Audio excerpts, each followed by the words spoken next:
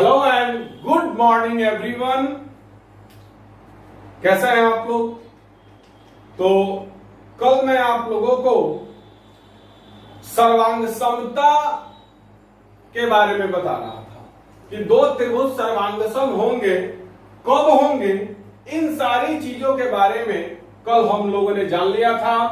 संगत भुजा क्या होता है, संगत कोण क्या होता है, दो ठो त्रिभुज कब सर्वांग सम होगा, कब सर्वांग सम नहीं होगा, इन सारी चीजों के बारे में हम लोगों ने जान लिया था।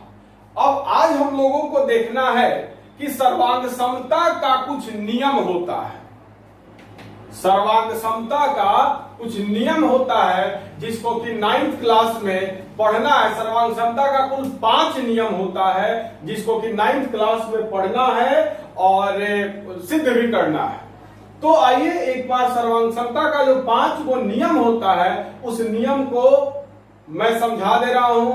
सर्वांग समता का 5 गो नियम होता है। पहला होता है SAS, दूसरा होता है ASA, तीसरा होता है AAS, चौथा होता है SSS और पांचवा होता है RHS।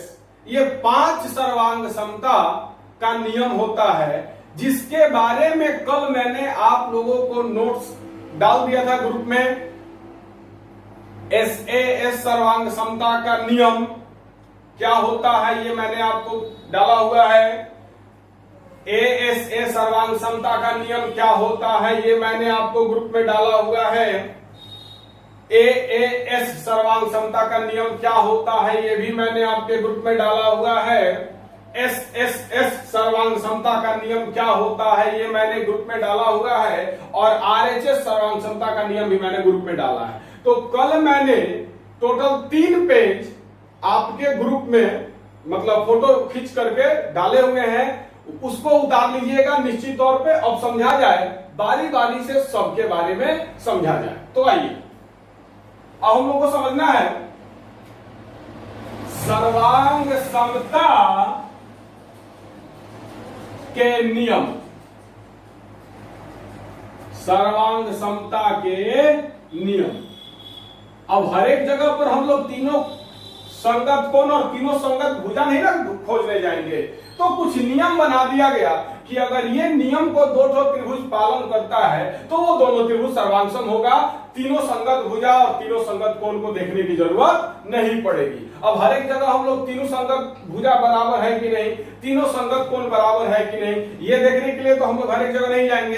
इसलिए कुछ नियम है जिस नियम को अगर दो ठो त्रिभुज, नियम 5 नियम है, पांचों में से अगर किसी एक भी नियम को दो ठो त्रिभुज पालन करता है तो दोनों त्रिभुज सर्वांग सम होगा। तो आइए बारी बारी से पांचों नियम को जाना जाए। पहला नियम है SAS सर्वांग समता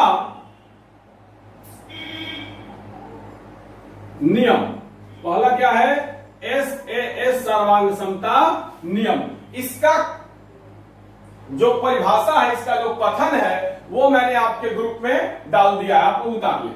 अब समझिएगा कि ऐसे सर्वांग समता नियम क्या होता है। तो यदि दो त्रिभुजों में एक त्रिभुज का दो भुजा और अंतर्गत कोण दूसरे त्रिभुज के दो भुजा और अंतर्गत कोण के बराबर हो तो वे दोनों त्रिभुज सर्वांग सम होंगे। ये लिखवा चुके हैं, आपके ग्रुप में डाल चुके हैं नोट्स, आप उससे उतार लीजिएगा। तो आइए आखिरकार समझा जाए कि कहता क्या है। तो देखिएगा, दो ठो त्रिभुज आपको मालूम दिया हुआ है। एक त्रिभुज है ABC और एक और त्रिभुज है मान लो PQR। अब इस सर्वांग समता नियम में एक स्टेटमेंट है अंतर्गत कोण। अंतर्गत कोण, अंतर्गत कोण का मतलब समझिएगा।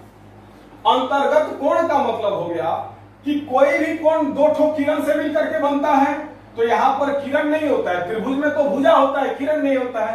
तो दो ठो भुजा के बीच में माने मान लो दो ठो भुजा जो बराबर है, उस दो भुजा के बीच में जो कोण बनेगा वही कोण क्या होगा? अंतर्गत कोण होगा। दो भुजा के बीच में जो कोण बनेगा वही क्या होगा? अंतर्गत कोण होगा। फिर से, दो ठो भुजा के बीच में जो कोण बनेगा वही क्या होगा? अंतर्गत कोण। अब समझिएगा, मान लीजिए कि आपको AB बराबर दिया हुआ है 1 सेंटीमीटर और BC बराबर मान लो दिया हुआ है 2 सेंटीमीटर। अब ये भुजा AB है और भुजा AC है, इस दोनों भुजा के बीच में ये जो कोण बन रहा है इसी कोण को क्या कहेंगे? अंतर्गत कोण कहेंगे। क्या कहेंगे? अंतर्गत कोण कहेंगे। तो समझिएगा बात को ध्यान से। तो यहां पर त्रिभुज ABC में दो ठो भुजा दिया हुआ है, एगो है AB का मान दिया हुआ है 1 सेंटीमीटर, BC का मान दिया हुआ है 2 सेंटीमीटर, और इस दोनों भुजा के बीच में कोण B है। तो इस दोनों भुजा का अंतर्गत कोण B कहलाएगा। AB और BC का अंतर्गत कोण कौन कहलाएगा? कोण B। अब मान लीजिए कि कोण B आपको 70 डिग्री दिया हुआ है। कितना डिग्री दिया हुआ है? 70 डिग्री दिया हुआ है। अब मान लो यहां पर आपको PR दिया हुआ हो 1 सेंटीमीटर और PQ दिया हुआ हो 2 सेंटीमीटर, और इस दोनों भुजा के बीच का अंतर्गत कोण कितना दिया हो? 70 डिग्री। तो देखिएगा, PQ 2 सेंटीमीटर है, PR जो है वो 1 सेंटीमीटर है। PQ और PR के बीच में जो कोण बना है वही कहलाएगा PQ और PR का अंतर्गत कोण। भुजा PQ और भुजा PR का अंतर्गत कोण। तो कथन कहता है कि यदि दो त्रिभुज में, तो आइए देखते हैं, त्रिभुज ABC, यहां त्रिभुज ABC तथा त्रिभुज PQR में AB 1 सेंटीमीटर है और PR भी 1 सेंटीमीटर है। मतलब AB और PR क्या है? बराबर है। AB और PR क्या है? बराबर है। इसके बाद BC 2 सेंटीमीटर है, PQ 2 सेंटीमीटर है। BC भी 2 सेंटीमीटर है और PQ भी 2 सेंटीमीटर है। मतलब BC और PQ क्या है? बराबर है। एवं कोण B बराबर कोण P है। कोण B 70 डिग्री है, कोण P भी 70 डिग्री, दोनों बराबर है। तो आप देख सकते हैं कि इस दोनों त्रिभुज में एक त्रिभुज का दो ठो भुजा, पहले त्रिभुज का दो ठो भुजा दूसरे त्रिभुज के दो ठो भुजा के बराबर है, एवं इस दोनों भुजा से मिलकर के जो कोण बना है, मतलब जो अंतर्गत कोण है, वो कोण भी क्या है? बराबर है। तो ये दोनों त्रिभुज सर्वांग सम हो जाएगा। इसीलिए त्रिभुज ABC सर्वांग सम हो जाएगा त्रिभुज PQR के। यही कहता है SAS सर्वांग समता। तो ये दोनों त्रिभुज सर्वांग सम कैसे होगा? तो SAS सर्वांग समता से, मतलब दो ठो भुजा बराबर है और इस दोनों भुजा के बीच में जो कोण बना हुआ है, इस दोनों भुजा जहां मिल रहा है वहां पर जो कोण बना हुआ है, इस दोनों भुजा का जो अंतर्गत कोण है वो कोण भी क्या है? बराबर है।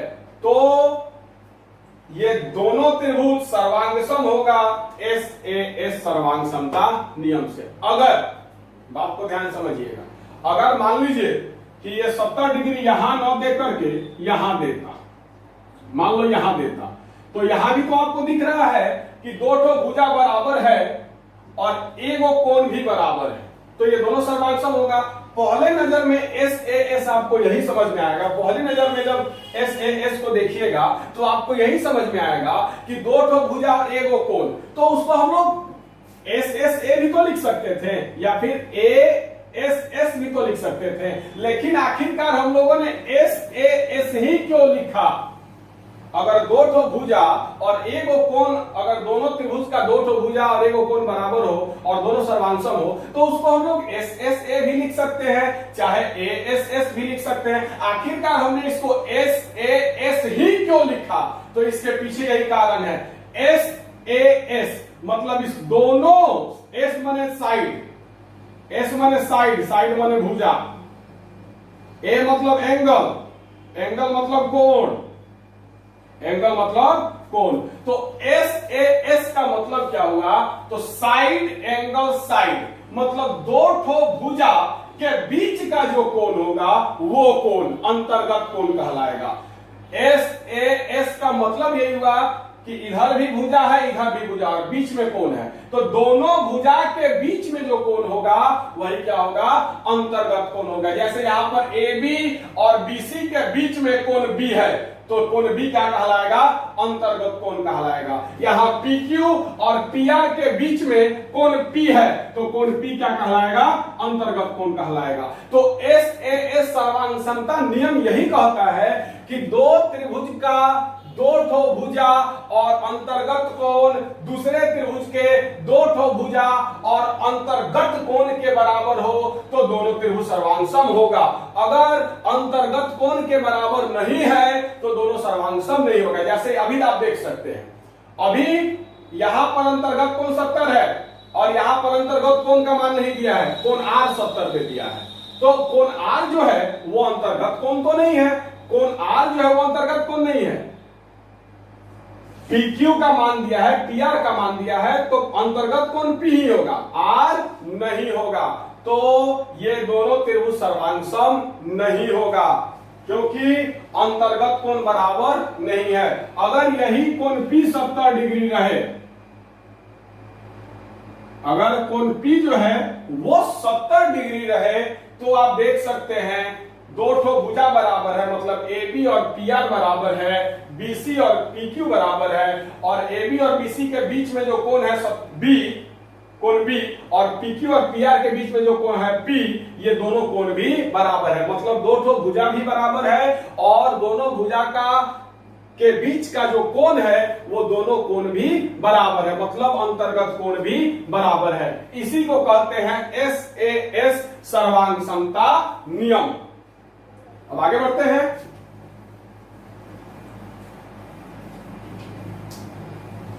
तो वो सर्वांग समता नियम में जहां एस दिखे उसका मतलब होता है साइड, मतलब भुजा, और ए दिखे उसका मतलब होता है एंगल, कोण।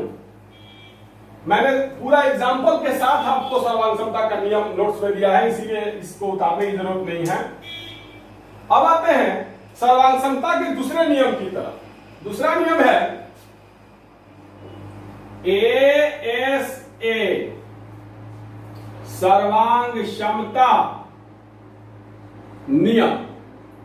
दूसरा नियम क्या है, SAS सर्वांग क्षमता नियम। अब आप यहां पर देख सकते हैं कोण भुजा कोण, तो बीच में भुजा दिया है, मतलब दो ठो कोण किनारे और बीच में भुजा है, मतलब अब यहां पर अंतर्गत भुजा होगा।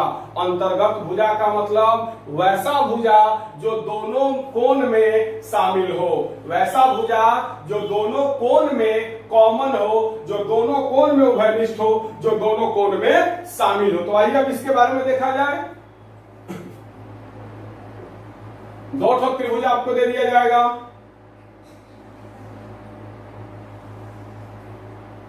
A B C, इसके बाद दे दिया जाएगा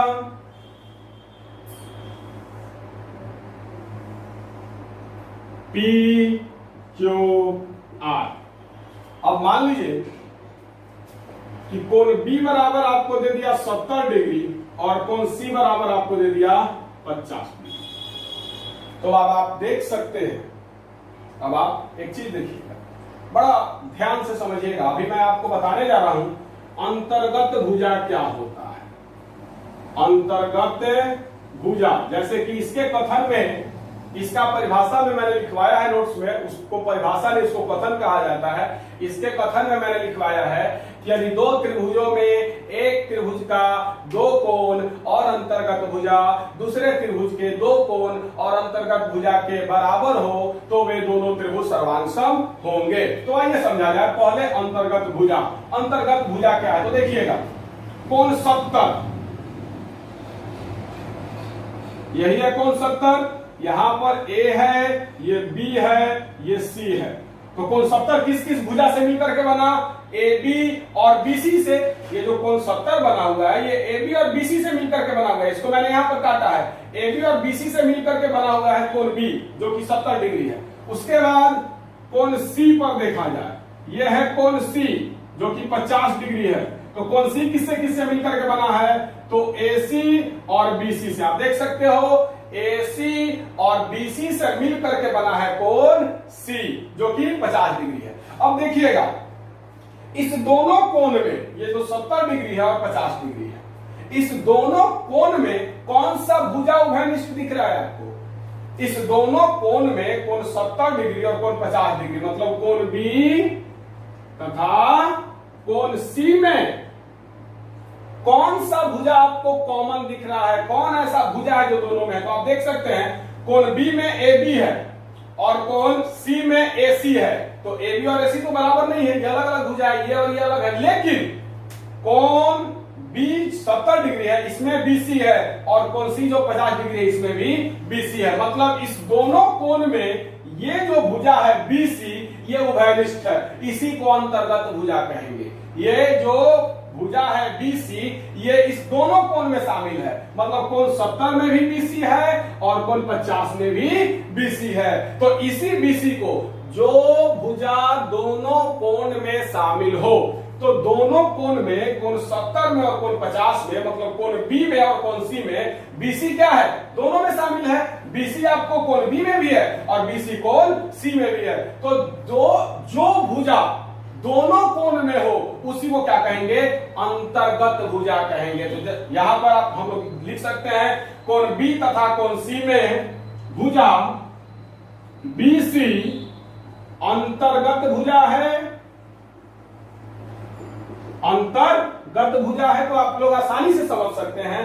अंतर्गत भुजा का मतलब फिर से एक बार मैं समझा दे रहा हूं। वैसा भुजा जो दोनों कोण में शामिल हो, वैसा भुजा जो दोनों कोण में शामिल हो, क्या कहलाएगा? अंतर्गत कोण कहलाएगा। तो आप देख सकते हैं BC जो है वो कोण B में भी शामिल है और कोण C में भी शामिल है। इसको अलग अलग काट करके हम यहाँ पर दिखा दिए हैं। कोण B किससे किससे मिलकर के बना? AB और BC से। कोण C किससे किससे मिलकर के बना? AC और BC से। अब आप देख सकते हैं कि कोण B में और कोण C में BC दोनों में है। BC इसमें भी है, BC इसमें भी है। तो BC क्या हो जाएगा? कोण B तथा कोण C का अंतर्गत भुजा। मतलब कोण B तथा कोण C में भुजा BC जो है वो क्या है? अंतर्गत भुजा है। तो वही कहता है, अंतर्गत भुजा मैंने आपको समझा दिया। तो SAS कहता है कि एक त्रिभुज का दो भुजा और एक त्रिभुज का दो कोण, आपको देख सकते हैं इधर भी कोण है, इधर भी कोण है, बीच में भुजा है, मतलब अंतर्गत भुजा। इधर भी कोण है, इधर भी कोण है, बीच में भुजा है। तो इधर भी कोण है, इधर भी कोण है, बीच में भुजा है। तो भुजा क्या होगा? अंतर्गत। इसमें कौन सा भुजा होगा? अंतर्गत भुजा होगा। तो SAS नियम में दो कोण बराबर होना चाहिए दो त्रिभुज का, और दोनों कोण का जो अंतर्गत भुजा है वो अंतर्गत भुजा दोनों त्रिभुज का बराबर होना चाहिए, तो ही जाकर के दोनों त्रिभुज सर्वांगसम होंगे। अब आगे देखते हैं। अब मान लीजिए इसमें आपको ये हो 50 डिग्री और ये हो 70 डिग्री। इसमें क्या हो? कोण P जो है वो 50 डिग्री हो और कोण R जो है वो 70 डिग्री हो। तो आप यहां पर भी देख सकते हैं कि कोण P और कोण R में अंतर्गत भुजा कौन है? निश्चित तौर पर ये है, ये जो भुजा है PR, ये कोण P में भी है। कोण P में कौन कौन भुजा है? ये कोण P। तो कोण P में कौन कौन भुजा है? PQ और PR। PQ और PR ये दोनों भुजा है कोण P में, और कोण R में कौन कौन भुजा है? तो PR और QR। आप देख सकते हो कोण R में कौन कौन भुजा है? PR और QR। अब कोण P में और कोण R में उभयनिष्ठ भुजा कौन है? निश्चित तौर पर PR है। कोण P और कोण R में कौन ऐसा भुजा है जो दोनों में है, कॉमन है? तो PR जो है वो P में भी है और कोण R में भी है, इसलिए PR क्या हो जाएगा? इस कोण का अंतर्गत भुजा हो जाएगा। तो समझिएगा,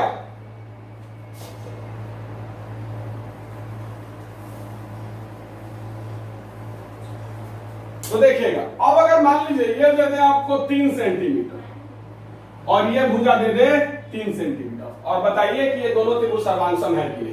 तो SAS कहता है दो ठो कोण बराबर होना चाहिए और अंतर्गत भुजा बराबर होना चाहिए। बीसी तो अंतर्गत भुजा है, लेकिन क्यूआर जो है अंतर्गत भुजा नहीं। अंतर्गत भुजा कौन है? पीआर है। तो बीसी और पीआर, पीआर का तो मान ही नहीं दिया है, तो बीसी और पीआर बराबर नहीं है, इसलिए ये दोनों त्रिभुज सर्वांग सम नहीं होगा। लेकिन अगर हम इसको 3 सेंटीमीटर कर दें तो देखिएगा बीसी, इस दोनों कोण का अंतर्गत भुजा बीसी है और इस दोनों कोण का अंतर्गत भुजा पीआर है, तो बीसी और पीआर बराबर हो गया, मतलब अंतर्गत भुजा बराबर हो गया, तो ये दोनों त्रिभुज सर्वांग सम हो जाएगा। तो यहां लिखिएगा, यहां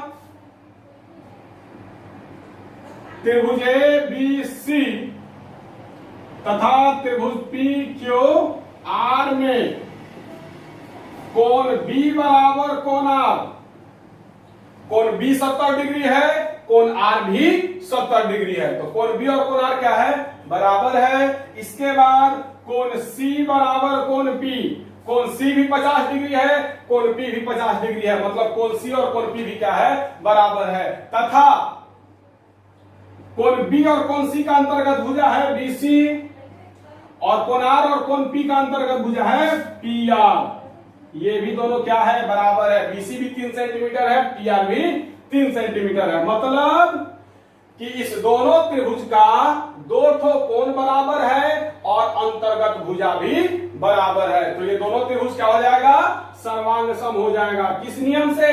एस सर्वांग समता नियम से। तो इसीलिए त्रिभुज एबीसी सर्वांग सम हो जाएगा त्रिभुज पीक्यूआर के किस नियम से? तो ए सर्वांग समता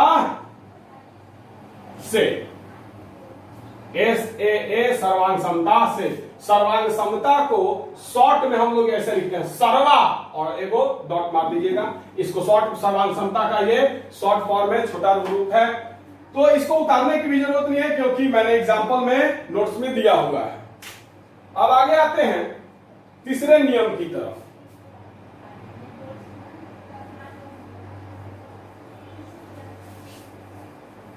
अब हम लोग आगे आते हैं तीसरे नियम की तरफ।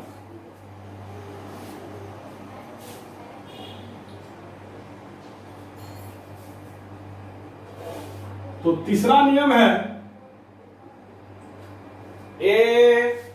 एएएस।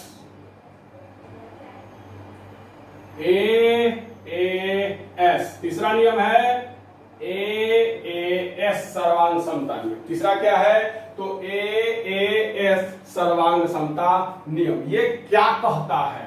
तो ये समझिए ध्यान से कि आखिरकार एएएस सर्वांग समता नियम क्या कहता है। तो ये कहता है कि किसी दो त्रिभुज का दो ठो कोण बराबर हो, दो ठो कोण बराबर हो और तीनों संगत भुजा में से कोई एक संगत भुजा बराबर हो। दो ठो त्रिभुज का, इस दोनों त्रिभुज का, तो इसका कथन आप लोगों को मैंने नोट्स में दिया हुआ, इसका कथन है कि दो त्रिभुज में एक त्रिभुज का दो कोण और एक भुजा दूसरे त्रिभुज का दो कोण और संगत भुजा के बराबर हो तो दोनों त्रिभुज सर्वांग सम होंगे। मतलब दो ठो त्रिभुज हो और दो ठो त्रिभुज में दो ठो कोण बराबर हो और एगो संगत भुजा बराबर हो तो क्या हो जाएगा? एएएस सर्वांग समता से दोनों त्रिभुज सर्वांग सम हो जाएगा। संगत भुजा के बारे में तो आपसे अच्छा कौन जानता होगा? संगत भुजा के बारे में तो आप बहुत ही बेहतरीन तरीके से जानते हैं। तो आइए उस पर अब प्रैक्टिकल देखा जाए। अब मान लो कि ये कोण ए 60 डिग्री हो और कोण बी क्या हो? 80 डिग्री। कोण ए कितना डिग्री हो? 60 डिग्री हो और कोण बी क्या हो? 80 डिग्री हो। अब मान लो कोण क्यू जो है वो आपको 80 डिग्री हो और कोण क्यू 60 डिग्री मान, कोण क्यू 60 डिग्री हो और कोण आर जो है वो 80 डिग्री हो। उसके बाद मान लो 2 मिनट के लिए बीसी 3 सेंटीमीटर हो और क्यू आर भी 3 सेंटीमीटर। अब आप देख सकते हैं पहली नजर में तो यही दिखेगा कि दो ठो कोण बराबर है और एक भुजा भी बराबर है तो दोनों सर्वांग सम हो जाएगा। लेकिन नहीं, ये दोनों सर्वांग सम नहीं है क्योंकि दो ठो कोण बराबर होना चाहिए और जो भुजा बराबर है वो संगत भुजा होना चाहिए। अगर संगत भुजा नहीं है तो दोनों का दोनों त्रिभुज सर्वांग सम नहीं होगा। आप ध्यान से देखिएगा, BC 60 के सामने का है और ये कोण P के सामने का है। 3 सेंटीमीटर क्या है कोण P के सामने का, तो ये कभी भी किसी भी कीमत पर संगत कोण संगत भुजा नहीं होगा, क्योंकि कोण A और कोण Q बराबर है। तो कोण A के सामने BC है और कोण Q के सामने PR है। तो अगर BC और PR दोनों 3 सेंटीमीटर रहता, चाहे अगर दोनों BC और PR ये दोनों बराबर रहता तो संगत भुजा बराबर होता, लेकिन यहां पर तो संगत भुजा नहीं है। BC और QR क्या है, संगत भुजा नहीं है, इसलिए दोनों त्रिभुज सर्वांग सम नहीं है। तो आइए अब अगला स्टेप देखते हैं कि आखिरकार सर्वांग सम होगा कब होगा, ये सब अब समझाएं।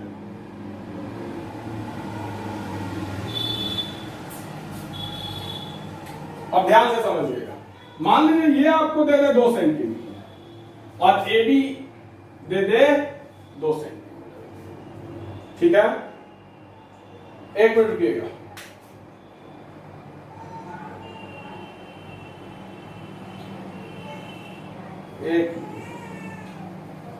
फिर हम लोग थोड़ा सा दूसरे पॉइंट पर आए।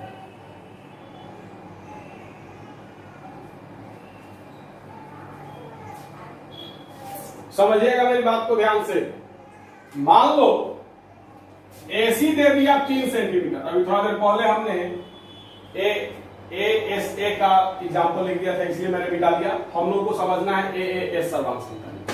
तो मैंने अभी बता दिया, दो तो कोण बराबर हो और एक को संगत भुजा बराबर हो। कोई भी भुजा बराबर होने से नहीं होगा, संगत भुजा बराबर होने से होगा। तो मान लो ये 3 सेंटीमीटर है और ये भी मान लो 3 सेंटीमीटर। तो देखना कोण B 80 डिग्री और कोण R 80 डिग्री है।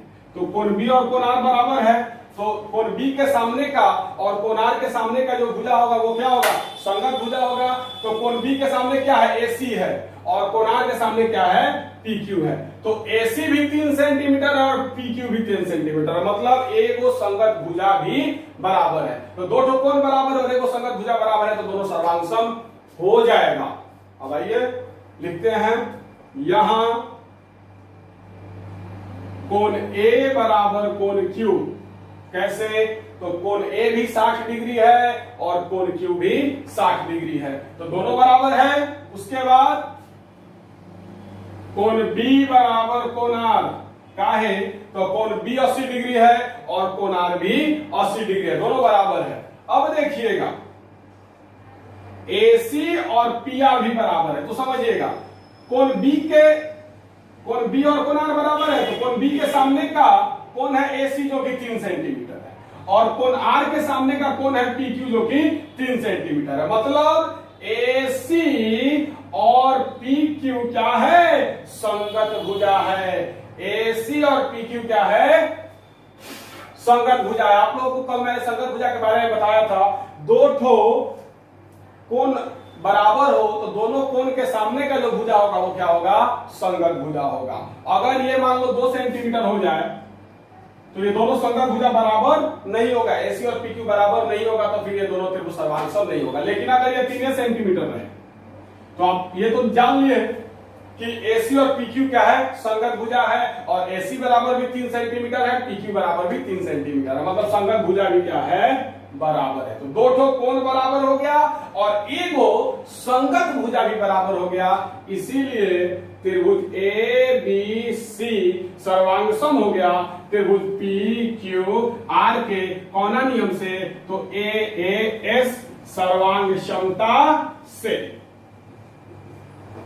ASA कहता है कि दो ठो कोण और अंतर्गत भुजा बराबर हो तो सर्वांग सम, और AAS कहता है कि दो ठो कोण और एक वो संगत भुजा बराबर हो तो सर्वांग सम होगा। दोनों में अंतर समझिएगा, ASA और AAS दोनों एक नहीं है। ASA कुछ और कहता है, AAS कुछ और कहता है। तो इसका कथन भी मैंने लिखवा दिया है, परिभाषा मैंने लिखवा दिया है, एग्जाम्पल भी मैंने आपको नोट्स में दे दिया, इसको उतारने की जरूरत नहीं है कोई। अब हम लोग आगे बढ़ते हैं।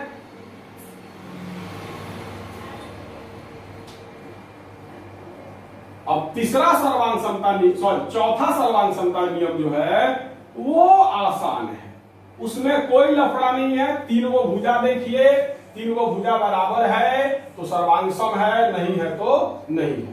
तो चौथा सर्वांग समता नियम है, चौथा सर्वांग समता नियम क्या है? तो एस एस एस। चौथा सर्वांग समता नियम क्या है? तो एस एस एस, यही है आपका चौथा सर्वांग समता नियम। तो एस एस एस, एस मतलब साइड बताए हैं, साइड मतलब भुजा, ये भी बताए हैं। भुजा भुजा भुजा माने दो त्रिभुज का अगर तीनों भुजा बराबर है, संगत भुजा, तो जब तक कोण नहीं देगा तब तक संगत भुजा कैसे खोजेंगे? बराबर कोण देगा तब तो संगत भुजा मिलेगा। यहां पर कोण का चर्चा ही नहीं है, तो हम लोग डायरेक्ट देखेंगे कि अगर तीनों भुजा बराबर है तो दोनों त्रिभुज सर्वांग सम हो गए। जैसे यह त्रिभुज है एबीसी, यह त्रिभुज है PQR। अब मान लो ये 1 सेंटीमीटर है, ये 2 सेंटीमीटर है, ये 3 सेंटीमीटर है। मान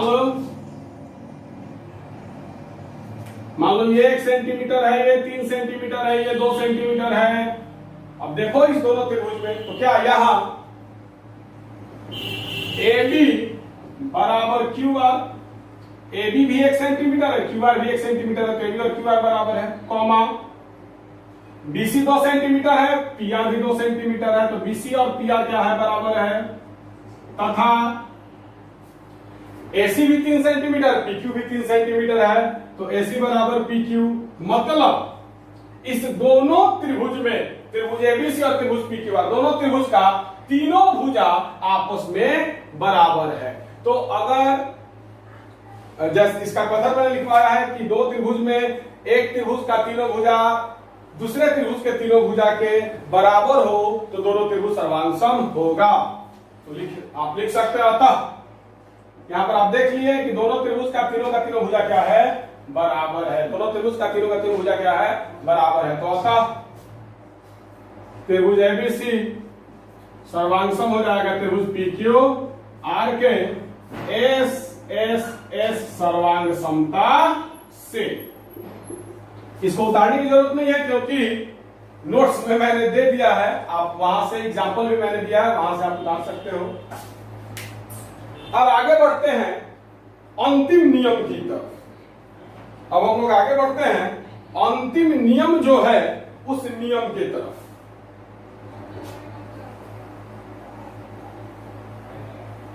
तो अंतिम नियम की तरफ बढ़ने से पहले थोड़ा सा हम चर्चा करेंगे किसके बारे में? तो समकोण त्रिभुज के बारे में। खैर आप लोग तो जानते हो क्योंकि त्रिकोणमिति तो आप लोगों ने बहुत अच्छा से पढ़ा है, फिर भी एक बार चर्चा कर दिया जाए क्योंकि पांचवा नियम जो है वो समकोणे त्रिभुज के लिए है। तो समकोण त्रिभुज, समकोण का मतलब होता है 90 डिग्री। समकोण का मतलब क्या होता है? 90 डिग्री। तो वैसे और आप लोग जानते हैं कि एक त्रिभुज में 3 गो कोण होता है। मान लो अगर एक त्रिभुज में यहां बना रहा हूं,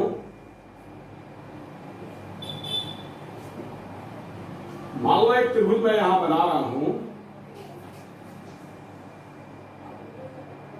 तो इस त्रिभुज में 3 गो कोण, एक कोण ये, एक कोण ये, एक कोण ये। तो चलिए समकोण त्रिभुज का परिभाषा है वैसा त्रिभुज जिसका एक कोण 90 डिग्री हो, बाकी दो कोण कितना हो इससे हमको मतलब नहीं है। 3 कोण में से कोई एक कोण 90 डिग्री हो उसको समकोण त्रिभुज कहते हैं, बाकी दोनों कोण से हमको मतलब नहीं है। तो वैसा त्रिभुज जिसका एक कोण 90 डिग्री का हो समकोण त्रिभुज कहलाएगा। जैसे यहां पर एक त्रिभुज मैंने बनाया है, इसका ये कोण 90 डिग्री है। 90 डिग्री के कोण को हम लोग ऐसे सूचित करते हैं, बाकी सब कोण को ऐसे सूचित करते हैं, ऐसे।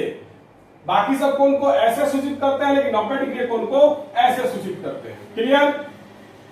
तो वैसा अगर ऐसा आपको कहीं भी दिखे, ऐसा अगर आपको कहीं भी दिखे जैसे यहां पर है, तो समझ जाना 90 डिग्री है। तो समझ जाना 90 डिग्री। अगर इस तरह आपको कहीं भी दिखे, यहां पर जैसे ये है, यहां पर अगर ऐसे कर दिया गया, समझ जाना 90 डिग्री है। ये 90 डिग्री का चिन्ह नहीं है, 90 डिग्री कोण के चिन्ह है, तो समझिएगा। वैसा त्रिभुज जिसका एक कोण 90 डिग्री का हो, समकोण त्रिभुज कहलाता है। इस त्रिभुज का ये कोण 90 डिग्री है, ये भी क्या है, समकोण त्रिभुज है। मान लो इसका नाम है ABC। एक त्रिभुज है ABC जिसका कोण B कितना डिग्री है, 90 डिग्री है, तो त्रिभुज क्या होगा, समकोण त्रिभुज होगा। और समकोण के सामने वाले भुजा को कर्ण कहते हैं। समकोण के सामने वाला जो भुजा होता है उसको क्या कहते हैं, कर्ण कहते हैं। तो समकोण ये है, इसके सामने वाला भुजा कौन है, AC, तो AC को क्या कहेंगे, कर्ण कहेंगे। समकोण के सामने वाले भुजा को कर्ण कहते हैं। समकोण कौन है, तो कोण B समकोण है, इसके सामने क्या है, तो AC है, तो कर्ण क्या हो जाएगा, AC। समकोण के सामने वाला को क्या कहते हैं, कर्ण कहते हैं। तो आइए, चाहो तो उतार सकते हो वीडियो को रोक करके। अब आगे बढ़ते हैं, तो ध्यान से समझिएगा। तो पांचवा नियम जो है वो सिर्फ और सिर्फ समकोण त्रिभुज के लिए, इसीलिए हमने समकोण त्रिभुज का थोड़ा सा बैकअप दे दिया। तो देखिएगा, पांचवा नियम है RHS सर्वांग समता नियम। RHS सर्वांग समता नियम। R का मतलब राइट एंगल, R का मतलब राइट एंगल। राइट एंगल का मतलब समकोण, मतलब 90 डिग्री। समकोण का अंग्रेजी होता है राइट एंगल, मतलब 90 डिग्री। तो R का मतलब राइट एंगल 90 डिग्री।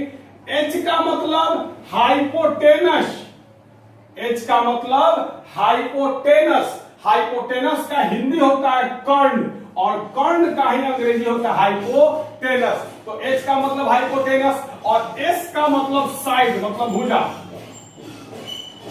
तो ये RHS सर्वांग समता नियम कहता है कि दो समकोण त्रिभुज में एक समकोण त्रिभुज का कर्ण और एक भुजा दूसरे समकोण त्रिभुज के कर्ण और एक भुजा के बराबर हो तो दोनों त्रिभुज सर्वांगसम होगा।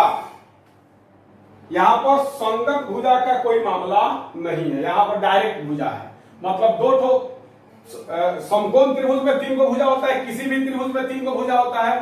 तो समझिएगा ध्यान से, मैं हर एक छोटी छोटी बातों का ख्याल रख रहा हूं ताकि आपको बाउंस हो जाए। तो ये समकोण इसके सामने का, तो ये तो कर्ण हो जाएगा। बचेगा कौन कौन, ये और ये, तो ये दोनों भुजा है। इसको ही भुजा कहेंगे और इसको ही भुजा कहेंगे, ठीक है। तो आप चाहो तो इसको वीडियो को रोक करके उतार सकते हो, वीडियो को रोक करके अगर आप चाहो तो उतार सकते हो।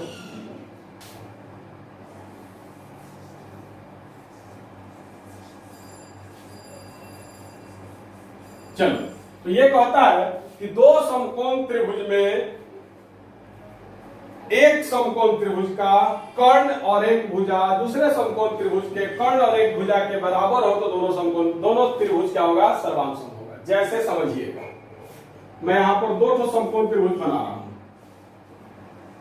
पहला समकोण त्रिभुज है ABC। कोण B आपको समकोण हो गया, तो ये समकोण त्रिभुज हो गया। कोण B कितना है, 90 डिग्री है, तो ये क्या होगा, समकोण त्रिभुज हो गया। एक और मैं यहां पर फोटो बना दे रहा हूं, PQR। कोण Q जो है वो 90 डिग्री है, कोण Q क्या है, 90 डिग्री है, तो ये भी समकोण त्रिभुज हो गया। तो दो समकोण त्रिभुज में इसके सामने कौन है, AC है, मतलब कर्ण AC है, और इसके सामने कौन है, PR है, मतलब कर्ण PR है। अब मान लो ये 5 सेंटीमीटर दे दिया, ये भी 5 सेंटीमीटर दे दिया, और इस दोनों में से कोई को भुजा बराबर हो गया। मान लो ये 4 सेंटीमीटर दे दिया और ये 4 सेंटीमीटर दे दिया। तो RHS कहता है दो समकोण त्रिभुज में कर्ण और एक भुजा बराबर हो तो दोनों त्रिभुज सर्वांगसम होगा। तो आप यहां देख सकते हैं कि इस दोनों समकोण त्रिभुज में कर्ण, समकोण के सामने वाला भुजा क्या होता है, कर्ण होता है। सबसे पहले ये दोनों समकोण त्रिभुज है, क्योंकि इसमें कोण B 90 है, इसमें कोण Q 90 है, तो ये भी समकोण त्रिभुज है, ये भी समकोण त्रिभुज है। इसमें समकोण के सामने वाला भुजा 5 सेंटीमीटर है, इसमें भी समकोण के सामने वाला भुजा 5 सेंटीमीटर, और समकोण मतलब 90 डिग्री के सामने वाला भुजा को कर्ण कहते हैं, मतलब कर्ण क्या है, बराबर है।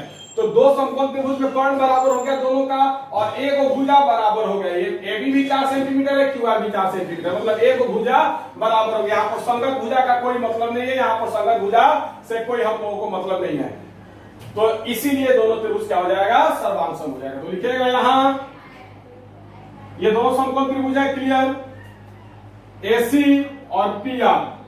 ये AC जो है इस समकोण त्रिभुज का कर्ण है, और PR जो इस समकोण त्रिभुज का कर्ण है, कर्ण क्या है, बराबर है, तथा एक भुजा ही बराबर है। इस समकोण त्रिभुज का AB और इस समकोण त्रिभुज का QR, एक भुजा भी क्या है, बराबर है, मतलब दो समकोण त्रिभुज का कर्ण और एक भुजा बराबर हो गया। तो अतः दोनों समकोण, दोनों त्रिभुज क्या हो जाएगा, सर्वांग सम हो जाएगा। कैसे, किस नियम से, तो RHS सर्वांग समता नियम से। तो इसका भी आपको उतारने की जरूरत नहीं है, चाहो तो उतार सकते हो, नहीं चाहो तो नहीं उतार सकते हो, वीडियो में मैंने दे दिया है। तो इस तरीके से सर्वांग समता का जो 5 नियम है वो मैंने पढ़ा दिया। अब कल से समरूपता हम शुरू करेंगे। 10th क्लास का जो त्रिभुज है वो हम कल से शुरू करेंगे, कल से समरूपता शुरू करेंगे जो भी 10th क्लास में पढ़ना है। तो आज के लिए बस इतना ही। वीडियो कैसा लगा बताइए जरूर, आप लोग बताते नहीं, अच्छा नहीं लगता है, मजा नहीं आता, आप लोग बताते नहीं है कि समझ में आया कि नहीं आया। तो वीडियो कैसा लगा, अच्छा लगा, खराब लगा, जो लगा बताओ ना भाई, खराब लगा बोलो खराब लगा, अच्छा लगा तो बोलो अच्छा लगा, मीडियम लगा ना, अच्छा लगा ना, खराब लगा तो बोलो मीडियम लगा।